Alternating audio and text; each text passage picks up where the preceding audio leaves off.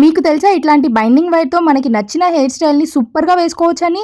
నేను ఇది చూపించేది మీలో ఇంతవరకు ఎవ్వరు కూడా ట్రై చేసి ఉండరు. డెఫినిట్‌గా ట్రై చేయండి. చాలా బావుంటుంది. ఇట్లా బైండింగ్ వైర్‌ని తీసుకొని చిన్న చిన్న ముక్కలుగా కట్ చేయండి. దాన్ని ఇట్లాగా యూ షేప్‌లోకి మనము వంచుకుంటే సరిపోతుంది.